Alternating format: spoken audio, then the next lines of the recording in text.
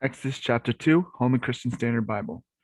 Now, a man from the family of Levi married a Levite woman. The woman became pregnant and gave birth to a son. When she saw that he was beautiful, she hid him for 3 months.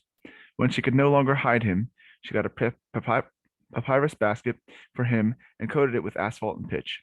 She placed the child in it and set it among the reeds by the bank of the Nile. Then his sister stood at the distance in order to see what would happen to him.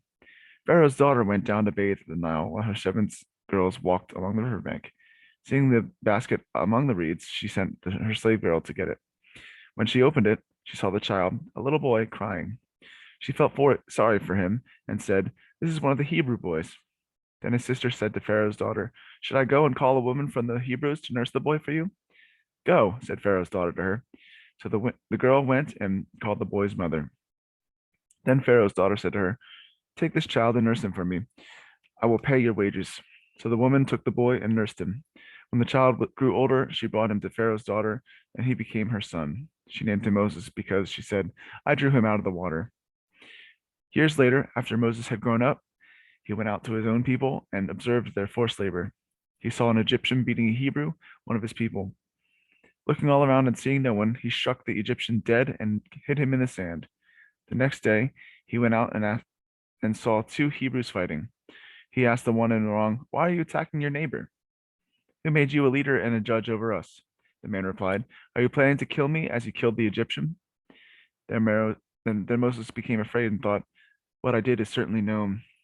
When Pharaoh heard about this, he tried to kill Moses. But Moses fled from Pharaoh and went to live in the land of Midian and sat down by a well. Now the priests of Midian had 7 daughters.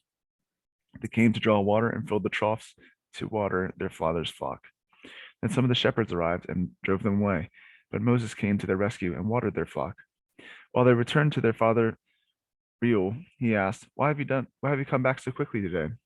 They answered, "An Egyptian rescued us from the shepherds. He even drew water for us and watered the flock." "Where is he?" he asked his daughters. "Why then did you leave the man behind? Invite him to eat dinner." Moses agreed to stay with the man, and he gave his daughter Zipporah to Moses in marriage. She gave birth to a son whom he named Gershom, for he said, "I have been a foreigner in a foreign land." After a long time, the king of Egypt died. The Israelites groaned because of their difficult labor, and they cried out, and their cry for help ascended to the God of heaven because of their difficult labor.